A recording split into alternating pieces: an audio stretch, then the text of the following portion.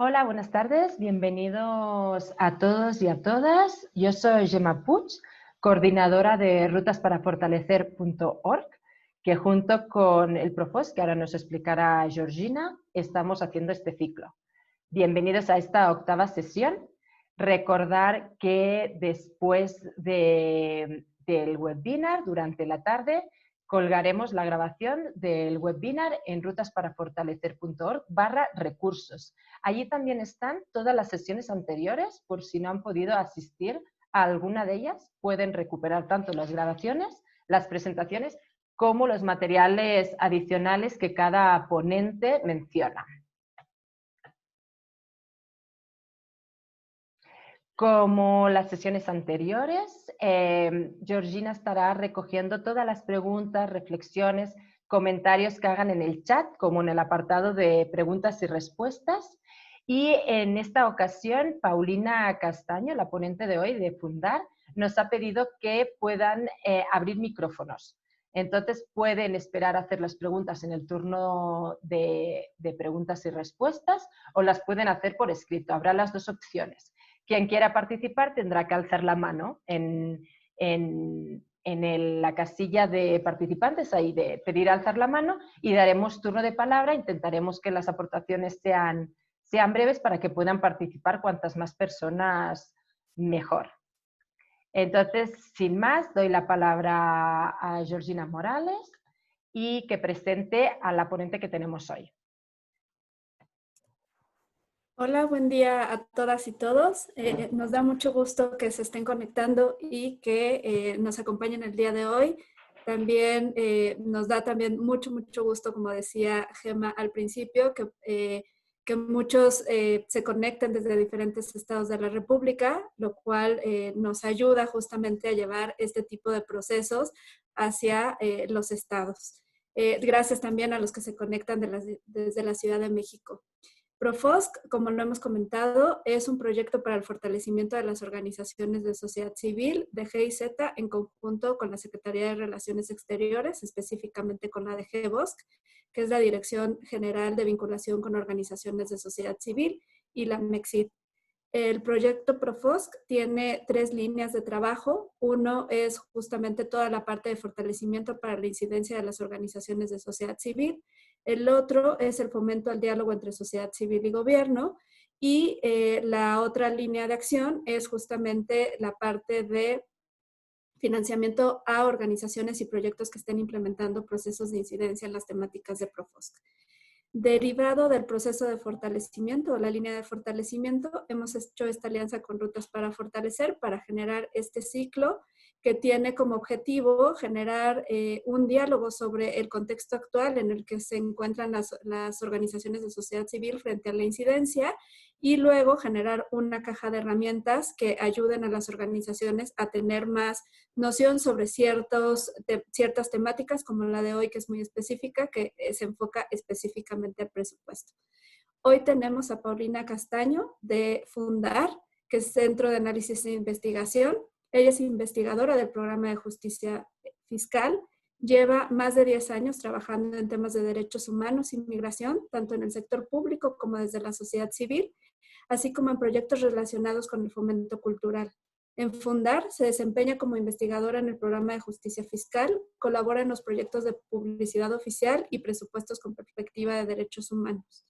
La charla de hoy se centra en explicar la importancia de la política fiscal para la garantía de los derechos humanos, con un enfoque específico en el ciclo presupuestario, la transparencia y el acceso a la información. Sin más, le agradezco muchísimo a Paulina que se conecte el día de hoy con nosotros y la dejo para que podamos empezar este diálogo. Recordarles, como dijo Gemma, estaremos recogiendo sus comentarios y preguntas a través del chat y en caso de que quieran hacer una participación activa, podemos abrir los micrófonos en esta sesión. Buen día y muchas gracias, Paulina, por estar acá. Hola, muy buenos días a todas, a todos. Muchísimas gracias a las organizadoras de este taller por la invitación. La verdad es un gusto estar aquí participando con ustedes. Pues sin más quisiera empezar. Voy a compartir una presentación.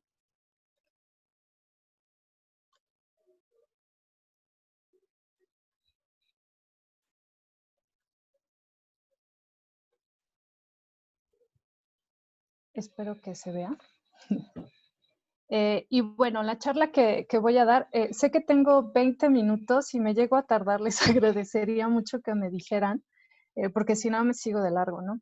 El tema de hoy es el ciclo presupuestario y la incidencia.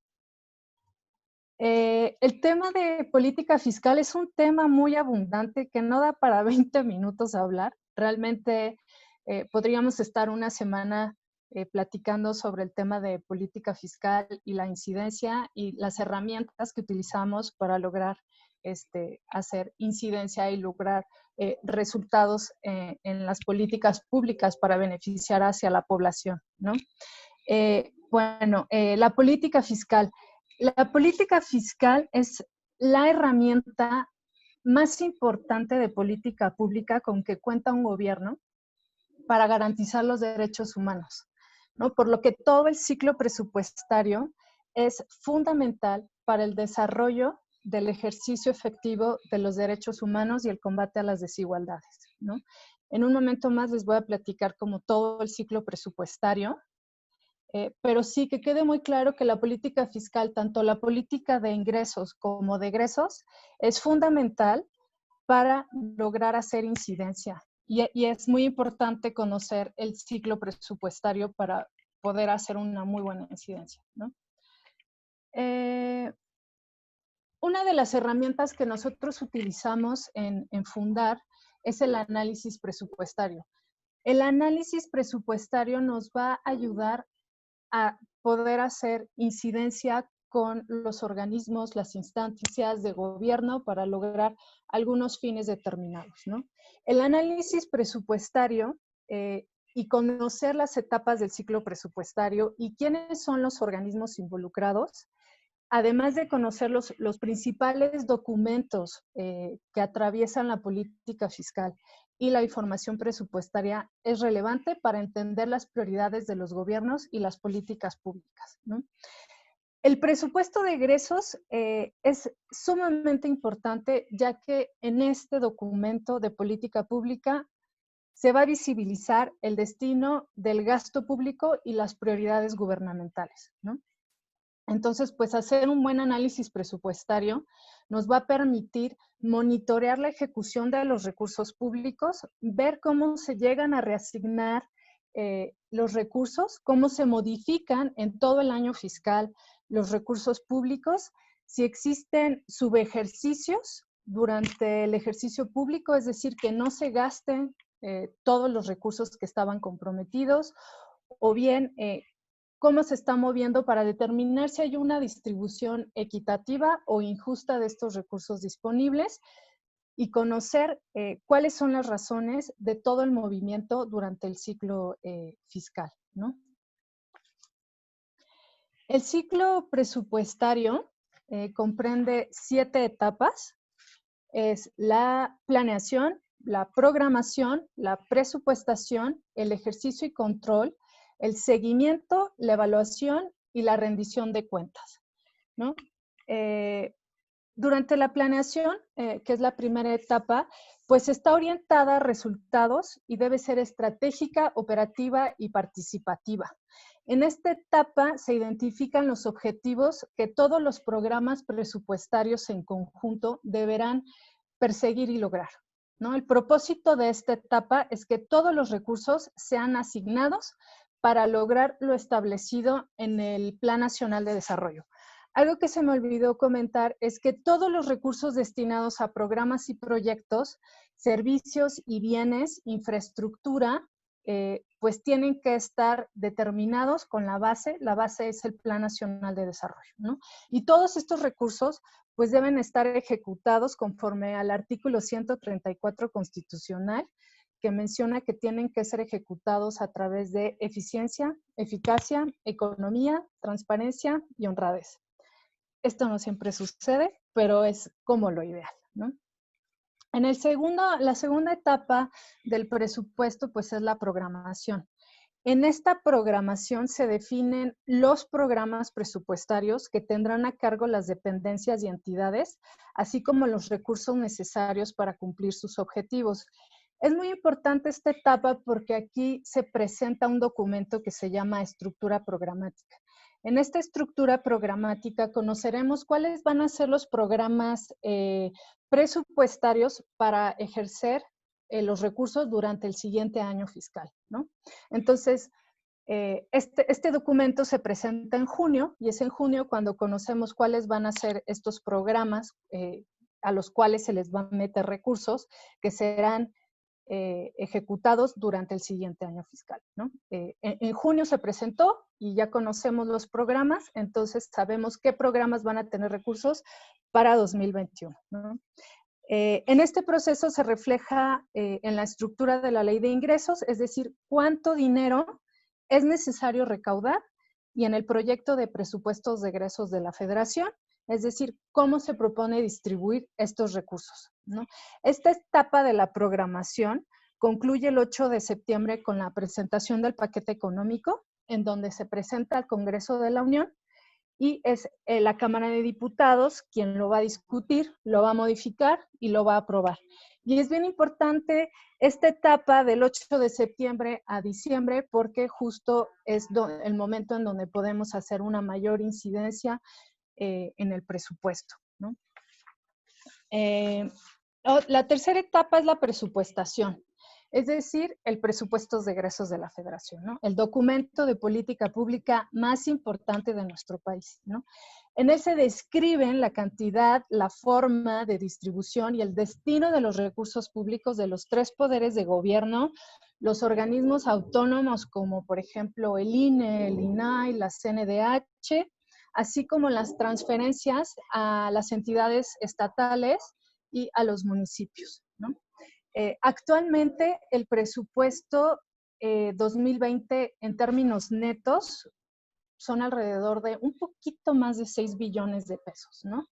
Entonces, pues en el presupuesto se desglosa todo, esos 6 billones de pesos, cómo se van a tener que ejecutar, qué dependencias, qué programas presupuestarios van a ejercer esos recursos, ¿no? El cuarto punto, la cuarta etapa es el ejercicio y el control. Una vez aprobado el presupuesto por la Cámara de Diputados, es el momento en que las dependencias y entidades de toda la administración pública federal ejecuten los recursos que le fueron asignados, ¿no? Este proceso va del 1 de enero al 31 de diciembre, ¿no? Es todo el año fiscal que se va a estar ejerciendo el recurso del presupuesto, ¿no? El presupuesto se ajusta al proceso de planeación, que es la primera etapa, previamente formulado, ¿no? Las dependencias al interior tienen procesos y calendarios muy específicos para ejercer estos recursos. No es que los tengan que ejercer por ejercer, ¿no? Tienen las dependencias criterios muy particulares y documentos muy particulares. La quinta etapa del ciclo presupuestario, pues, es el seguimiento. En esta etapa, la Secretaría de Hacienda y Crédito Público genera información sobre el avance del ejercicio de los recursos asignados a programas presupuestarios, ¿no? La Secretaría de Hacienda permite evaluar las estrategias y adecuarlas al contexto. Por ejemplo, este año con la pandemia se tuvieron que tomar muchas decisiones que comprenda la etapa del seguimiento para cambiar metas y objetivos que se tenían propuestos, ¿no?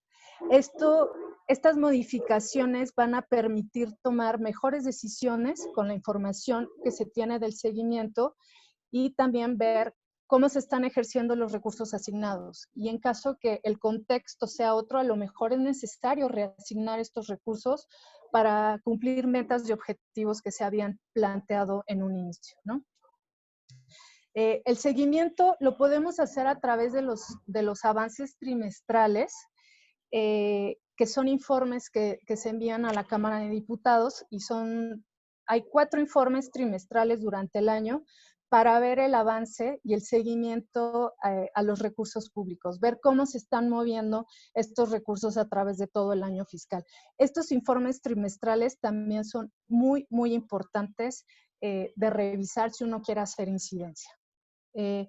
La sexta es la evaluación, es el análisis sistémico de los programas con el propósito de determinar la pertinencia y el logro de los objetivos y metas de programas, ¿no? Se evalúa tanto el diseño como la consistencia de resultados, los procesos, el impacto hacia la población, hacia la ciudadanía y sobre las estrategias de los programas presupuestarios.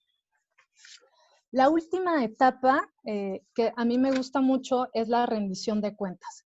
En esta etapa se da cuenta de los resultados del ejercicio de los recursos públicos asignados a los programas presupuestales. Por ejemplo, un documento sumamente importante que emite el gobierno para rendir cuentas es la cuenta pública, ¿no? Se presenta en abril la cuenta pública y uno puede ver ahí cómo se ejercieron los recursos del año anterior, ¿no? Por ejemplo, la cuenta pública de 2020, del presupuesto de 2020, se va a conocer hasta abril del siguiente año y vamos a poder conocer cómo se ejercieron los recursos presupuestados para 2020, ¿no? Que se asignaron a 2020. También esta etapa comprende la fiscalización, ¿no? Aquí se mete todo el trabajo de la Auditoría Superior de la Federación, la cual es fundamental, ¿no? La auditoría hace un trabajo sumamente importante para conocer cómo se ejecutaron los recursos públicos, ¿no? Cómo todas las entidades de la Administración Pública Federal que reciben recursos públicos ejecutaron estos recursos y si realmente cumplieron con las metas y objetivos que tenían propuestos, ¿no? Este trabajo que hace la auditoría particularmente va a permitir corregir las deficiencias para no repetirlas, ¿no? Entonces, a través de sus informes, es de suma relevancia lo que hace la auditoría y también es un buen documento para lograr incidencia. Hay que conocer, como les había comentado, las fechas claves del paquete económico, las cuales están aquí alineadas. El 1 de abril es bien importante este documento que se llama precriterios. Los precriterios de política económica son muy relevantes ya que plantean las directrices fundamentales que asumirá la política económica y social en un año, ¿no? Establecen la estrategia, los objetivos y las metas macroeconómicas generales que fundamentan la formulación de la ley de ingresos y del presupuesto de egresos de la Federación, ¿no? El 30 de junio se presenta la estructura programática, lo que les comentaba, en donde vamos a ver qué programas van a tener recursos para el siguiente año, ¿no? Por ejemplo, también este documento es importante porque nos cuenta qué programas se van a eliminar, qué programas se van a fusionar, qué programas van a cambiar de secretaría, etcétera. Entonces es muy importante tenerla en cuenta. En agosto se hace la integración del proyecto de presupuestos de egreso de la Federación y el 8 de septiembre se presenta el paquete económico con la ley de ingresos, con el presupuesto y con los criterios, ¿no? El 20 y 31 de octubre se aprueba la LIF, la ley de ingresos, el 20 se aprueba en Cámara de Diputados y el 31 de octubre en Senado. Y finalmente el 15 de noviembre se aprueba el presupuesto de egresos de la Federación, ¿no? Otras fechas importantes que hay que tener en cuenta es el 20 de febrero, que se publica el informe de resultados de la fiscalización de la cuenta pública que lo hace la Auditoría Superior de la Federación. El próximo año, el 20 de febrero, vamos a tener este informe sobre los recursos que se ejercieron en 2019. Y otra fecha importante es el 30 de abril con la publicación de la cuenta pública, ¿no? Vamos a conocer hasta el 30 de abril del siguiente año cómo se ejercieron los recursos que se asignaron a 2020. Entonces, estas fechas hay que tenerlas muy claras para poder hacer incidencia. Lo ideal es que se haga durante todo el año y no nada más en el último trimestre. Y pues la normativa considerar que esto es fundamental, que es como el compendio de reglas y normas que nos van a ayudar a entender todo el presupuesto y la política fiscal, pues es la Constitución, la Ley Federal de Presupuesto y Responsabilidad Hacendaria, el Decreto de Presupuesto de Egresos de la Federación, la Ley de Ingresos y la Ley de Fiscalización y Rendición de Cuentas de la Federación. Yo en los materiales que suban les voy a pasar todas las ligas a estos documentos a considerar. Y pues algunas herramientas para generar incidencia, ¿no? Fundar es una organización que desde hace 20 años hacemos incidencia en las políticas públicas y lo que hacemos es hacer incidencia a través del análisis presupuestario, que es conocer todo el presupuesto. Para hacer el análisis presupuestario es bien importante saber qué le queremos preguntar al presupuesto, ¿no? Porque ahí hay muchísimos datos. Es un mar de información el presupuesto. Algo que ha hecho la Secretaría de Hacienda de Crédito Público es generar un portal que se llama Transparencia Presupuestaria, en donde van a encontrar toda esta información del ciclo presupuestario que ya les he comentado, y ha hecho un esfuerzo gigantesco de transformar toda esa información presupuestaria que es demasiado técnica, la ha bajado a un lenguaje accesible y con un propósito de generar participación ciudadana y de rendir cuentas a la ciudadanía también. En este portal pues van a encontrar todas las bases de datos para hacer análisis presupuestario. Hace 20 años no contábamos con este portal, entonces teníamos que irnos a los PDFs, o ni siquiera eran PDFs, eran documentos que tenías que solicitar directamente en las dependencias. Ahora, este trabajo que ha hecho Hacienda, la verdad, es sumamente valioso y yo les invito a que conozcan, a que se metan a este portal de transparencia presupuestaria que les va a permitir analizar el presupuesto y obtener datos clave que les van a permitir hacer incidencia, ¿no? Justo aquí les pongo el de transparencia presupuestaria.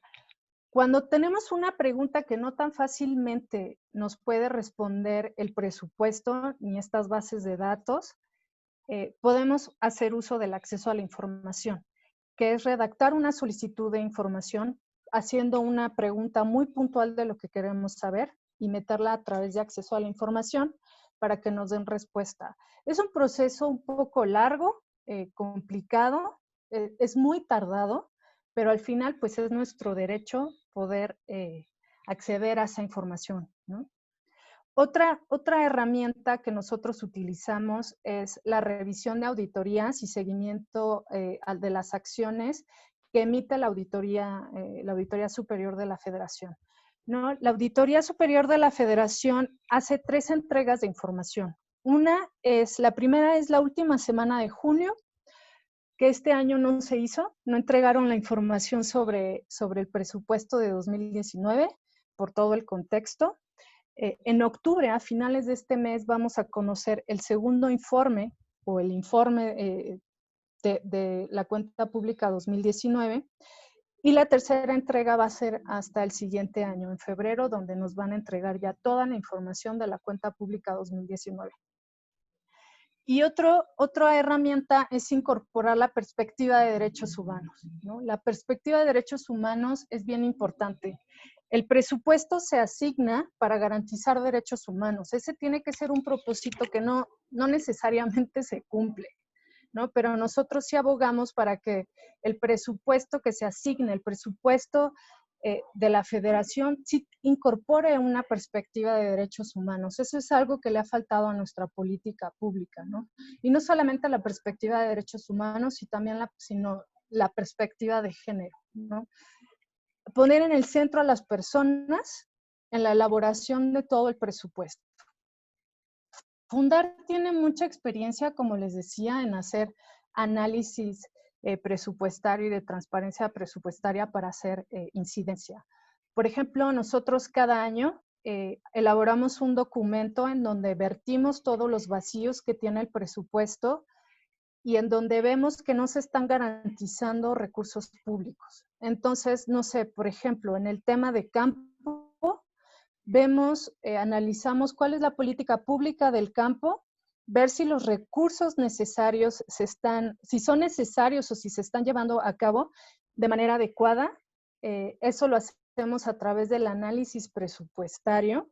Y una vez que tenemos nuestro análisis presupuestario, lo hacemos en un documento y ese documento le puede servir a los legisladores ya sea a modificar el presupuesto porque es muy poco o hacer algunos cambios en los programas, y eso es lo que permite este tipo de herramientas, ¿no? Lograr incidencia para generar políticas públicas que tengan un beneficio en la ciudadanía, en las personas, ¿no? Si quieren, en las preguntas podemos ahondar un poco más sobre este tipo de herramientas.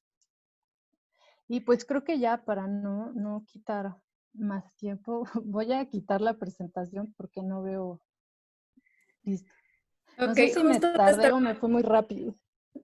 justo te estaba poniendo un papelito de que te quedaban 5 minutos. Ah, Hay dos preguntas. Muchas gracias primero por la explicación que hiciste de cómo se construye el presupuesto y todo este ciclo que deriva de él y como las fechas clave donde se van ejecutando cada una de las etapas. Hay dos preguntas y yo quisiera agregar una tercera. La primera es, ¿hay algún impacto del decreto que se discute en la Cámara de Diputados para la extinción de diversos fideicomisos sobre las actividades o acciones en materia que nos ocupa? La segunda es, cuando hablas de incidencia, considerando que prácticamente todo está etiquetado y en algunos casos, ¿qué tanto margen hay para negociar y redireccionar los programas sociales? Y yo quisiera agregar una de qué tanto se retoman las directrices de la cuenta pública para hacer cambios al siguiente año en los programas sociales a los que van destinados los recursos. bien, pues en el tema de fideicomisos es un tema bastante complicado y ahorita está de moda, ¿no? No sé si me podrías repetir la pregunta. Sí, Perdón, dice, tengo mucho ¿hay ruido. algún impacto del decreto que se discute en la Cámara de Diputados para la extinción de diversos fideicomisos sobre las actividades o acciones en la materia que nos ocupa? En el decreto como tal, no. Ahí ya es más meterte al documento a todo el presupuesto y revisar pues cómo están asignados los fideicomisos. Los fideicomisos, cada fideicomiso es un mundo y muchos de los fideicomisos se rigen por distintas leyes, ¿no? Entonces hay que tener muy claro cómo funciona ese fideicomiso en particular y ver si de alguna manera encaja en las leyes en el presupuesto o en el decreto de presupuesto para ver si se pueden hacer algunas modificaciones. Pero es complicado y como les digo, cada fideicomiso depende de diversas leyes y hay que tener muy claro ahí cómo funciona el fideicomiso y conocer muy bien cuáles son las reglas de operación del fideicomiso. No es tanto que lo quiera dirigir la ley de presupuesto o el decreto de presupuesto, ¿no? Hay que conocer muy bien el fideicomiso y a partir de ahí se pueden tomar decisiones o se pueden tener como algo muy claro para lograr hacer incidencia, por ejemplo, ¿no?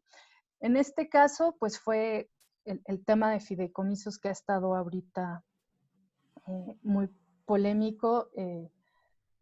Fue a partir de un decreto, ¿no? Que un decreto que no está bien fundamentado, un decreto que no tiene ninguna base, que no tiene ningún sustento realmente que pueda decir que todos los fideicomisos se puedan eliminar. Es muy peligroso lo que están haciendo y lo que quieren hacer porque no es extinguirlos por extinguirlos, ¿no? O sea, es un proceso muy complicado y a veces a los legisladores se les olvida que hay un proceso de parlamento abierto en donde están diversas secretarías, entre ellas Hacienda, Secretaría de la Función Pública y Sociedad Civil, en donde hay acuerdos para el tema de fideicomisos en particular y no lo están llevando a cabo.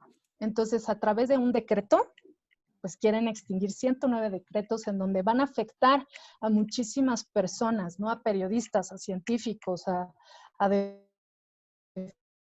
defensores de derechos humanos, al campo, donde no están considerando muchos que no van a dejar a la gente sin recursos, es complicado. Como que no es decirlo. Hay muchas leyes de por medio que no es tan fácil, ¿no? Entonces, el tema de fideicomisos sí es muy particular y es muy complicado también de entender. Ok. Si quieres, te hago la otra pregunta para que la podamos retomar. Sí, Cuando hablas de incidencia, considerando que prácticamente todo está etiquetado y en algunos casos, ¿qué tanto margen hay para negociar y redireccionar a programas sociales? pues todos los programas presupuestarios tienen una finalidad social. En el tema de las reasignaciones hay que estar muy al pendiente de cómo se está moviendo el recurso, ¿no? Por ejemplo, sale el 1 de enero el presupuesto y se empieza a ejercer y en el primer trimestre hay un corte. En ese corte nos vamos a poder dar cuenta, que es el informe trimestral, si realmente se están ejecutando bien los recursos o no. Uno cuando empieza a darle seguimiento a estos informes trimestrales, nos pudiéramos dar cuenta si existe un margen o no de movimiento estos recursos. Normalmente sí. Y este movimiento de recursos lo permite la Ley Federal de Presupuesto y Responsabilidad Hacendaria. Siempre y cuando este movimiento de recursos, si es sobre todo si es para incrementar recursos, es posible siempre y cuando vaya dirigido a un objetivo social, a un objetivo de derechos humanos, ¿no? Entonces, uno puede decir que sí, ¿no? Que es válido mover dinero de algún programa, a lo mejor algún presupuesto que ya estaba etiquetado, ya cumplió metas y objetivos y le sobró dinero, a lo mejor ese dinero se puede ir para otra meta y objetivo de esa misma dependencia o de otro programa presupuestario, ¿no? Hay reglas, están muy bien delimitadas en la Ley Federal de Presupuesto estas posibles movimientos, ¿no? Y para eso es bien importante estar revisando cada trimestre los informes trimestrales que nos dicen si realmente o no se está cumpliendo bien o se está ejecutando bien el recurso. Algo que no tienen estos informes trimestrales y que hemos nosotros abogado es que tú abres el presupuesto, estos informes trimestrales, y son un montón de tablas y son un montón de números que muchas veces no es tan fácil de entenderlo. Necesitan estar soportados por un informe narrativo para tener claro eso, si hay oportunidad de redirigir dinero o de modificar el recurso o por qué se modificó o por qué se le quitó para pasarle allá. Ese tipo de cosas debe estar muy bien sustentado y debe tener un informe narrativo, el cual no tiene. Son puros números que muchas veces es complicado si no conoces el presupuesto. Entonces, pues sí, puede haber cancha para estar moviendo a pesar de que estén etiquetados. Hay muchos juegos que se pueden hacer y que la ley lo permite. Hay una pregunta, si puedes dar algún par de ejemplos concretos que hayas tenido tú, en las que hayas participado o que haya participado fundar sobre la incidencia directa en el presupuesto. Y una sobre lo que estabas hablando ahorita, si ha cambiado la información trimestral de este gobierno con respecto a los de gobierno anterior y si se dificulta la comparación. Ya, si quieren empiezo por esta última. Se ha cambiado la información trimestral de este gobierno. Tendríamos que analizarlo, tendríamos que poner los informes trimestrales de este gobierno en contraste con el otro y ver si han cambiado los movimientos, ¿no? La comparación no se dificulta. Si saben usar Excel, me parece que es muy sencillo y las bases de datos las encuentran en transparencia presupuestaria. Entonces, pues sí, hay que hacer ahí una radiografía de cómo están los informes trimestrales de años pasados con el de este año, pero sería mejor empezar, o sea, comparar el primer año del gobierno anterior con el primer año de este gobierno y así sucesivamente, ¿no? Como para ver si ha habido cambios drásticos o no. En cuanto a ejemplos muy particulares, sí, Fundar tiene 4 programas. Uno es sobre tierra y territorio, otro es sobre rendición de cuentas y combate a la corrupción, otro es justicia fiscal y otro es derechos humanos. El análisis presupuestario es transversal a toda la institución y desde cada programa hacemos incidencia. Por ejemplo, justo para este año queremos hacer incidencia para que se le incrementen los recursos a la Comisión Nacional de Búsqueda. Es una prioridad que tenemos, que no hay dinero en esas comisiones, que no hay dinero en los temas de derechos humanos. Entonces, a través de los informes que hacemos, donde problematizamos el problema por ejemplo, de búsqueda, de desapariciones, y le metimos los datos que van a sustentar nuestra información, y estos datos es con base en el análisis presupuestario, ya tenemos un documento muy fuerte que podemos llevarlo a las comisiones de Cámara de Diputados y empezar a negociar el presupuesto. Y algo importante también es darle las herramientas a los legisladores de cómo podrían incrementar, de dónde jalar ese dinero para incrementar el dinero de algunos programas, ¿no? Por ejemplo, hacemos incidencia en eso, hacemos incidencia en temas de salud materna.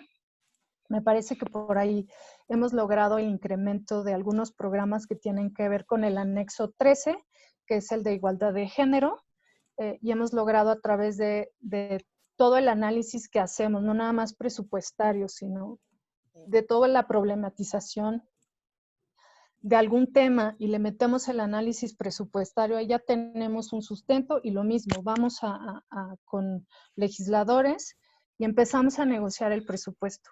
El análisis presupuestario te da la base, te da el dato duro que se necesita para lograr algo, un cambio en políticas públicas, ¿no? En mi caso, por ejemplo, durante muchos años peleamos para que se disminuyera el recurso de la publicidad oficial, ¿no? Entonces, me parece que este gobierno lo hizo de tajo.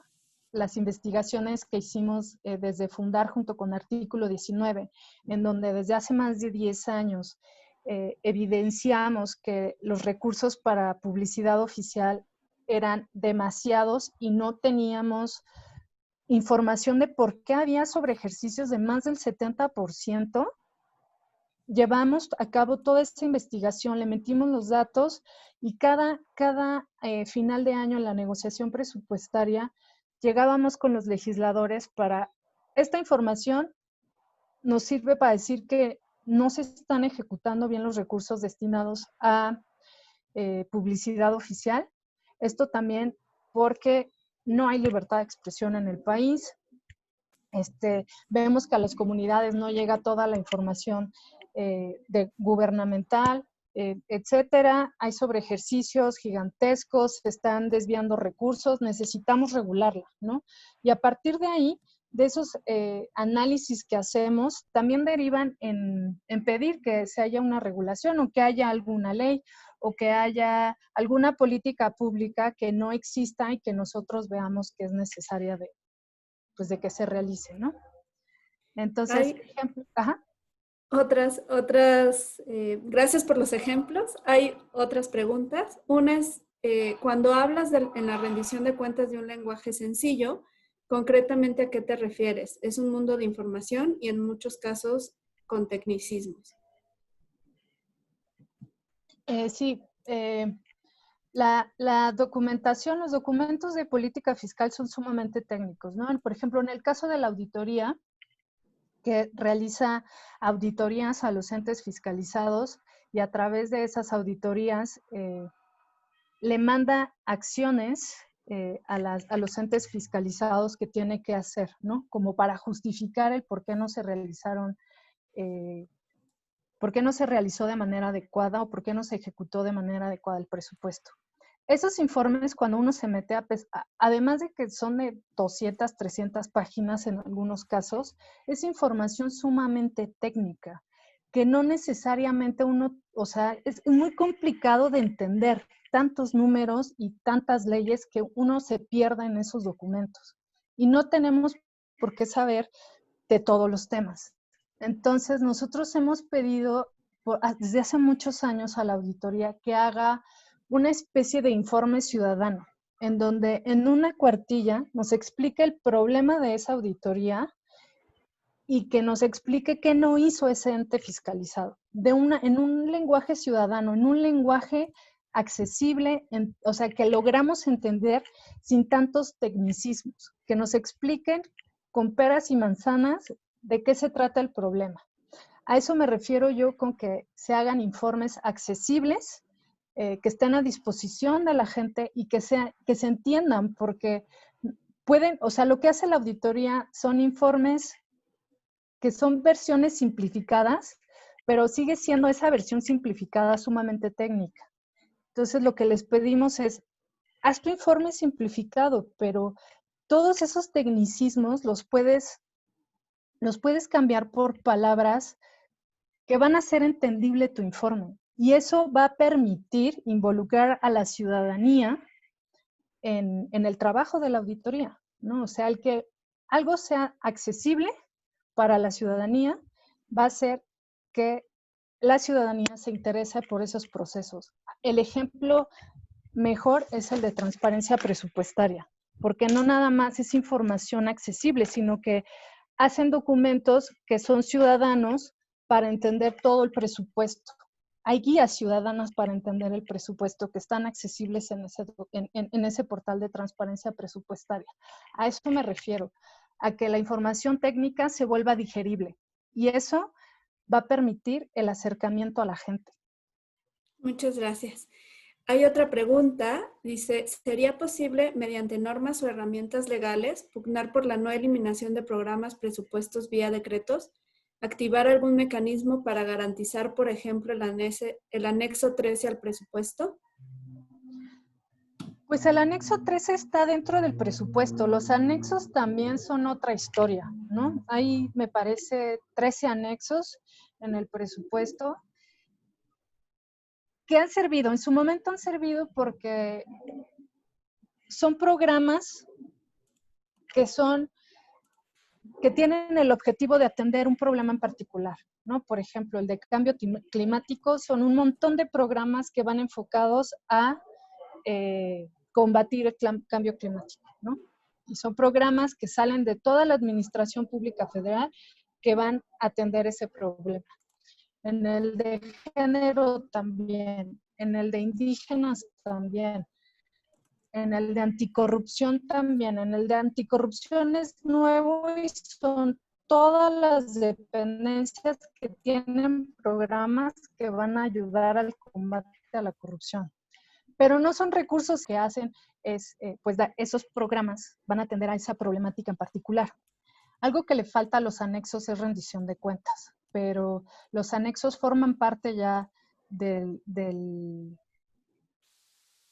presupuesto en sí mismo.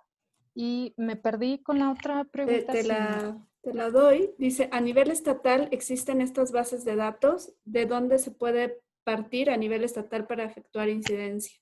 No, a nivel estatal es un problema y a nivel municipal todavía más. Estas bases que yo les platico son a nivel federal. Las entidades federativas deberían tener en sus portales de transparencia o de finanzas este tipo de herramientas que la verdad a nivel federal es muy fácil darle seguimiento a los recursos, pero a nivel estatal no las hay. Entonces me parece aquí que sociedad civil podría empujar estos esfuerzos para que desde las entidades federativas lo hagan.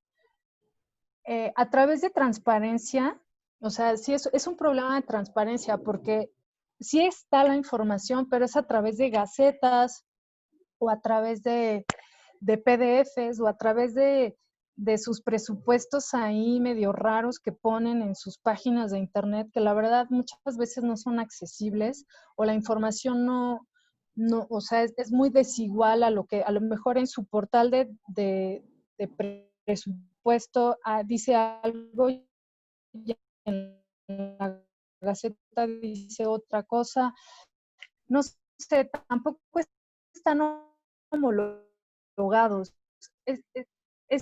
Es un poco un desastre la información a nivel estatal. La civil se empujaran estos esfuerzos para que a nivel estatal también la ley de transparencia, el artículo 70, obliga a todos los entes de la administración pública federal, a todos los sujetos obligados a transparentar toda esa información.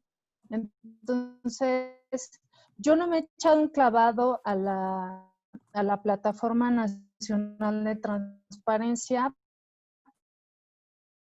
Humanos, que la política pública en materia fiscal tenga una perspectiva de derechos humanos, ¿no?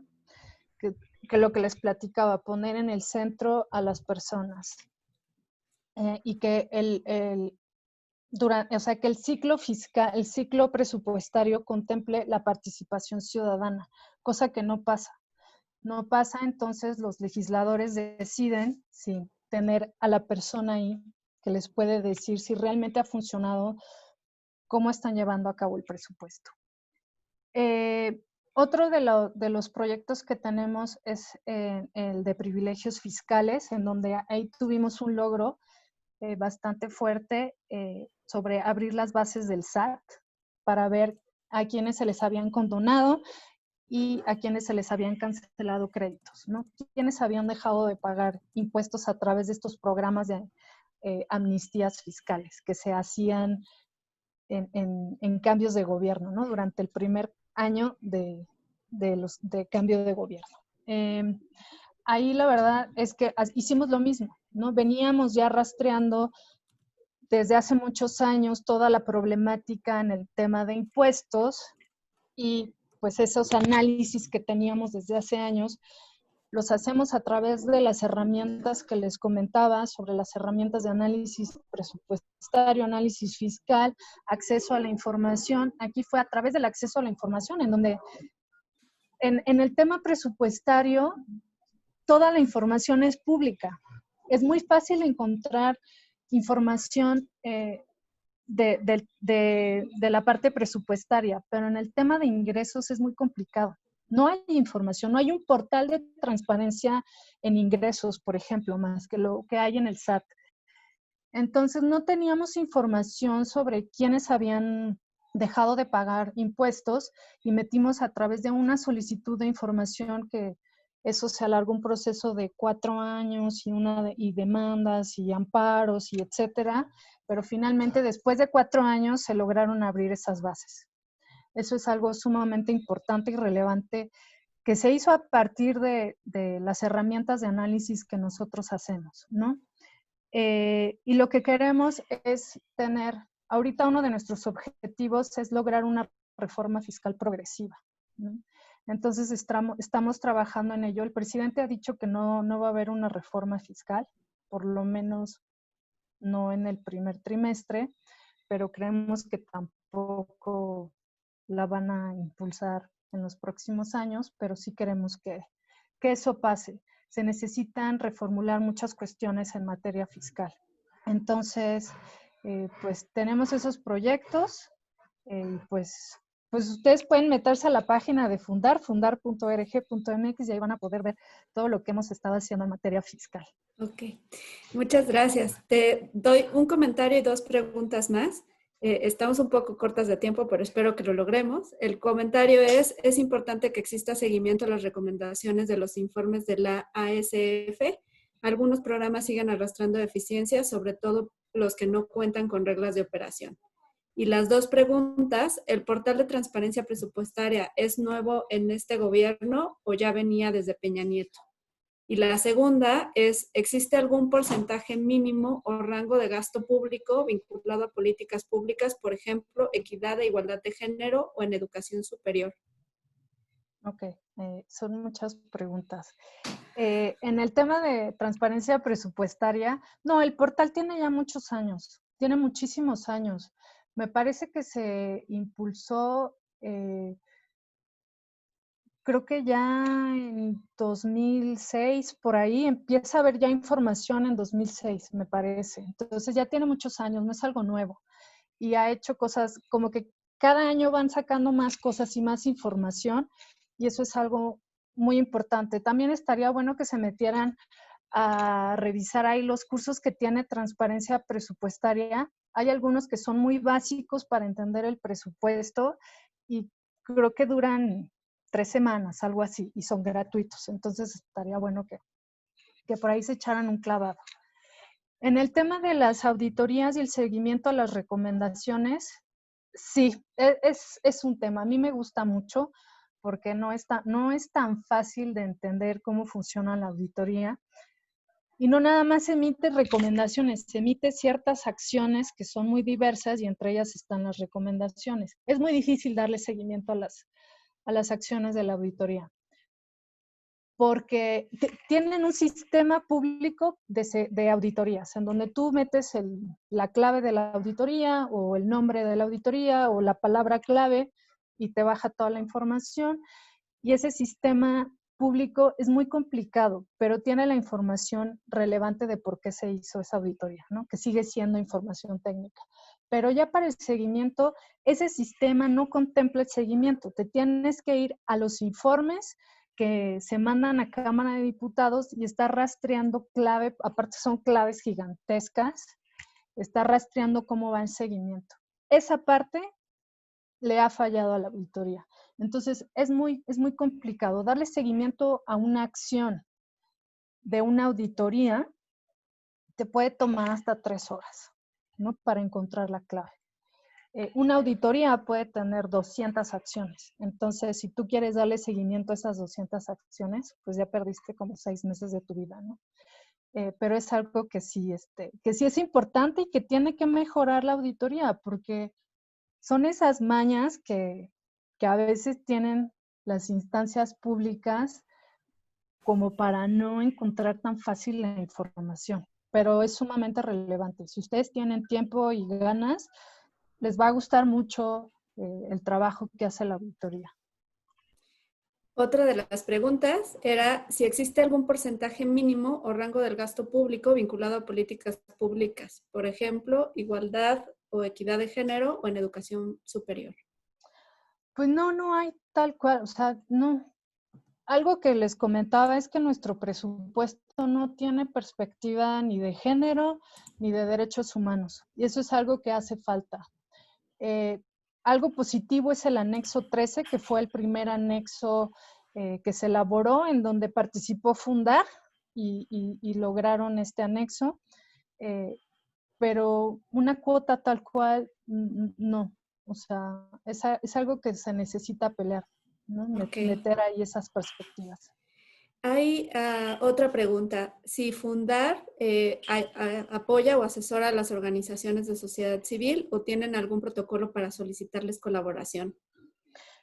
No, cualquiera puede pedirnos apoyo en lo que sea. Nosotros siempre vamos a brindar eso. Nosotros tenemos trabajo con organizaciones, con gente interesada en la materia. De hecho, en temas presupuestarios, justo acabamos de dar uno a periodistas de pie, en donde les enseñamos ya paso a paso cómo entender el presupuesto y meterse a las bases de datos y manejar los números, jugar con los números, jugar con las bases.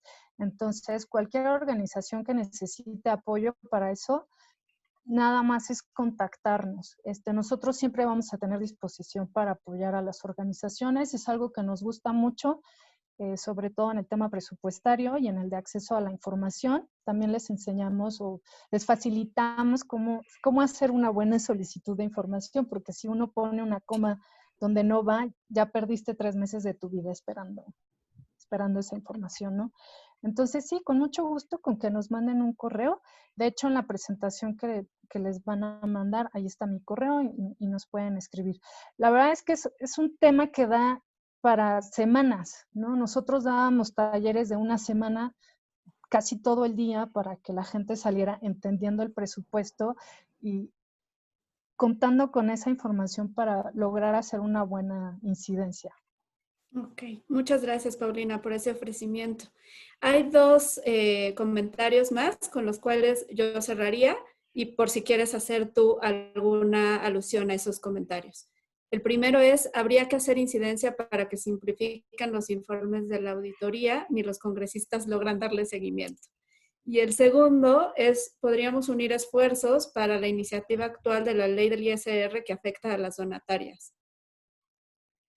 En el tema de los informes simplificados, un compañero y yo llevamos como más de un año haciendo incidencia para que se logren hacerlo estas versiones simplificadas, pero no solamente simplificar la información por simplificarla, o sea, es bajar la información de manera accesible, que la gente entienda la auditoría, ¿no?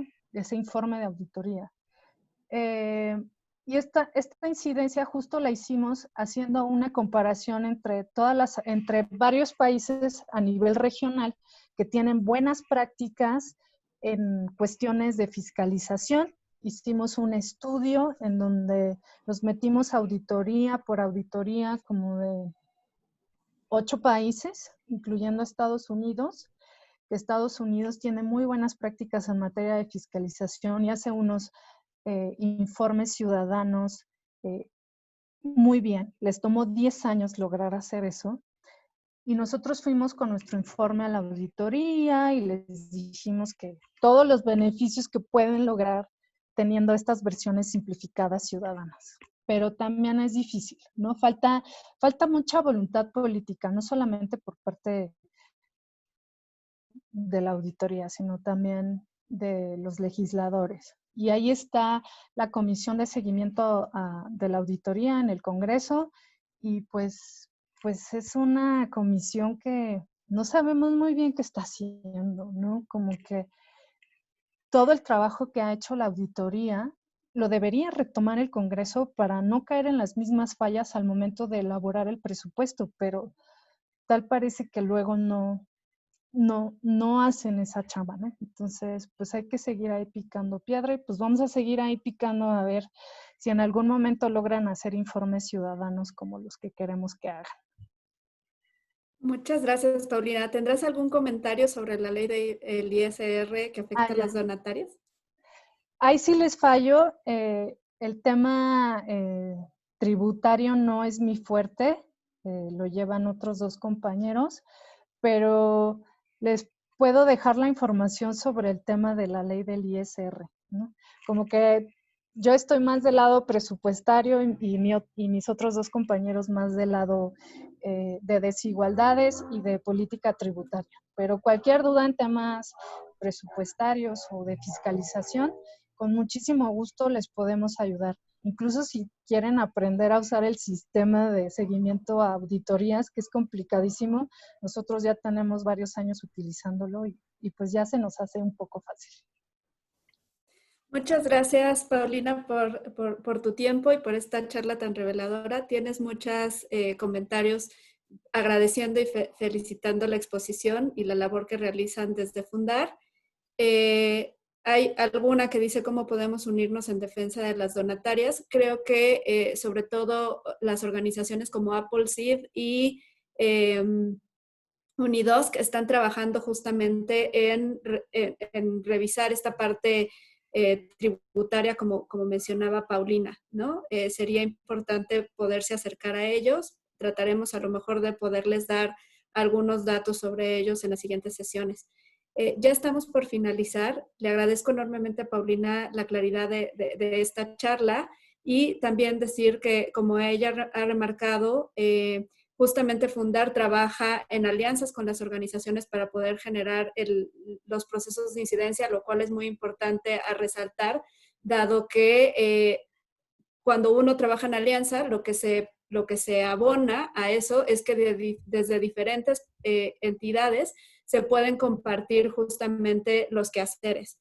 En ese sentido, Fundar es especialista en estos temas presupuestarios y ayuda a otras organizaciones, como mencionaban en la parte de equidad de género, a contar con esos datos confiables. Entonces, esta parte de trabajo en red es muy importante y es uno de los trabajos que específicamente realiza Fundar en varios temas. Les compartimos, Gemma les está compartiendo el enlace a la valoración que hacemos cada vez que tenemos un webinar. Les pedimos por favor que nos dejen sus respuestas. Agradecemos de nueva cuenta a Paulina y solamente decirles que nos quedan 3 webinars más para cerrar el ciclo. El siguiente tiene que ver con seguridad, cómo generar un protocolo de seguridad en las organizaciones de sociedad civil, sobre todo cuando hacemos incidencia. Acabaríamos para el siguiente con la parte de generación de alianzas desde lo local. Y el último cierre va a ser un panel entre entidades donantes y cooperación internacional, hablando de justamente por qué es importante mantener los procesos de incidencia y el acercamiento de sociedad civil a procesos de incidencia como de incidencia también colaborativa, como uno de los mecanismos para aperturar el espacio democrático en México. Entonces les esperamos, sobre todo en los últimos, en esta recta final que tenemos, y les pedimos por favor que nos ayuden con su valoración. Gracias, Paulina, por estar el día de hoy aquí. Muchas gracias a ustedes. Nos quedamos unos minutitos más solo esperando a la valoración.